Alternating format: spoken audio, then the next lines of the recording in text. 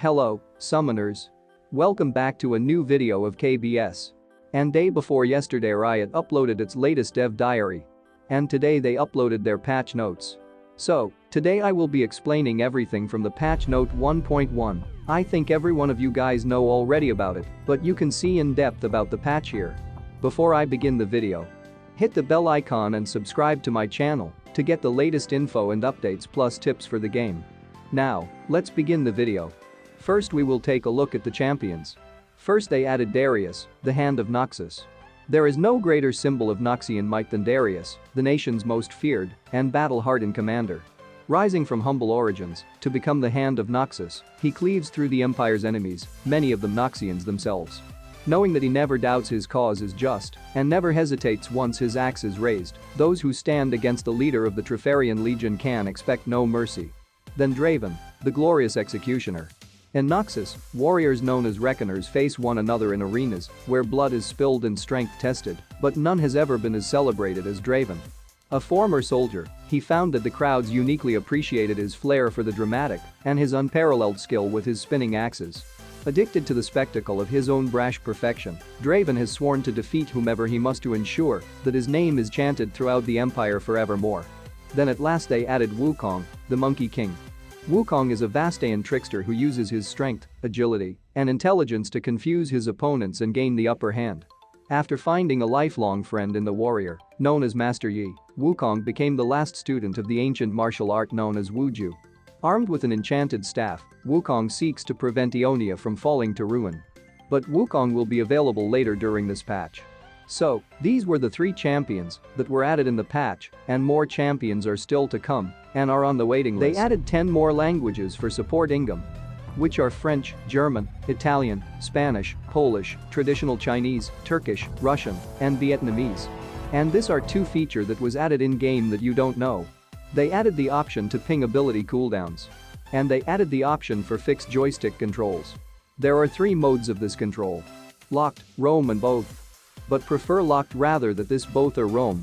And they added 4 more new skins in-game which are Academy Darius, High Noon Darius, Primetime Draven, Soul Reaver Draven, and they also said more skins will be released throughout the patch.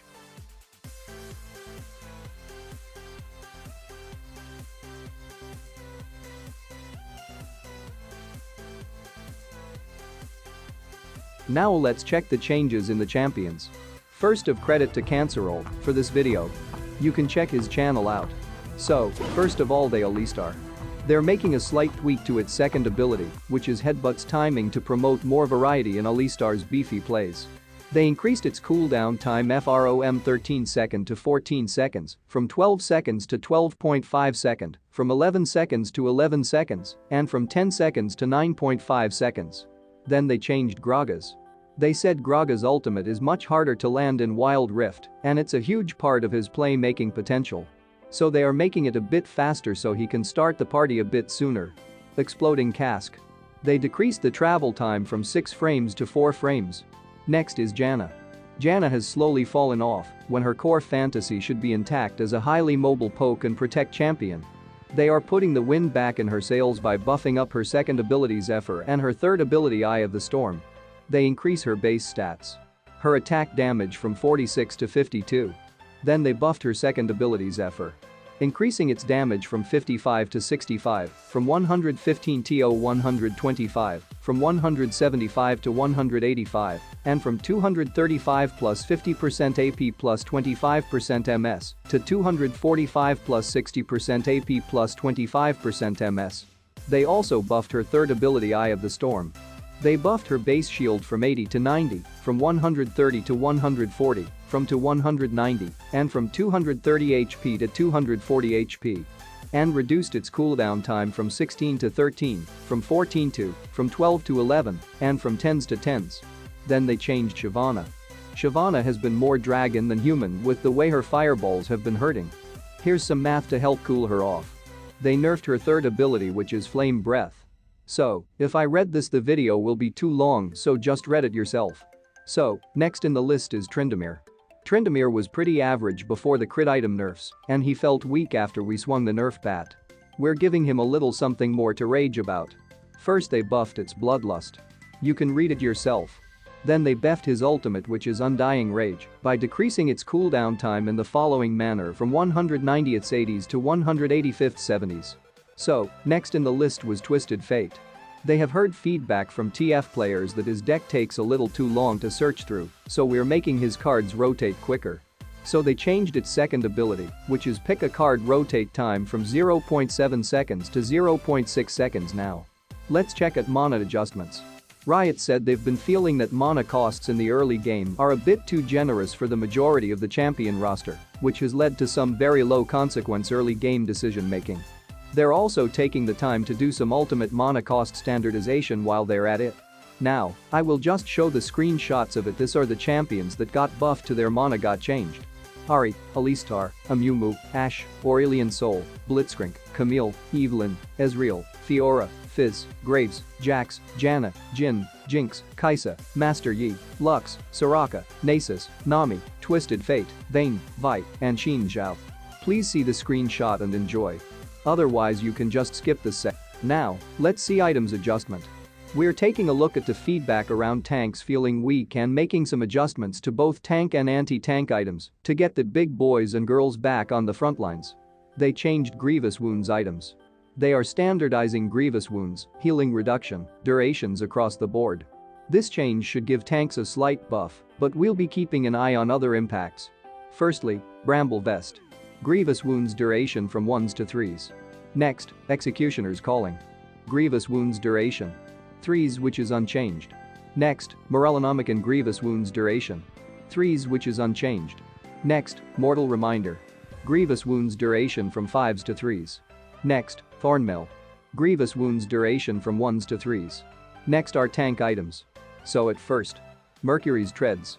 Stuns feel extra long on Wild Rift, and Merc Treads are being outclassed by other boot upgrades.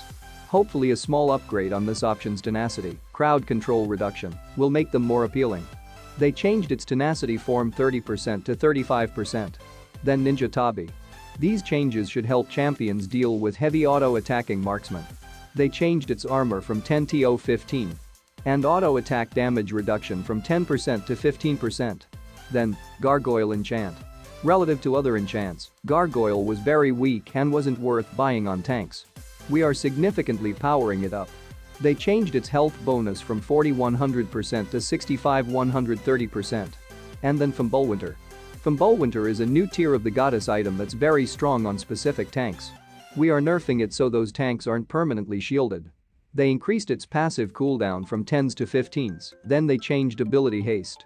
Similar to League of Legends on PC, we're replacing cooldown reduction with a stat called ability haste. Previously, for an ability with a 100-second cooldown, your 31st point of CDR removed 1 more second off its remaining 70-second cooldown.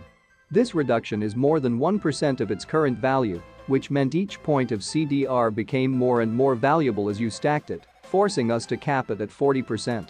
Conversely, every point of ability haste allows you to cast abilities 1% more frequently, which means it's a linear increase in power progression, as opposed to CDR's increasing value per point. Because of this, ability haste has no cap, which should also allow you to flex your build choices to reflect the needs of the situation more, as opposed to planning around the limit.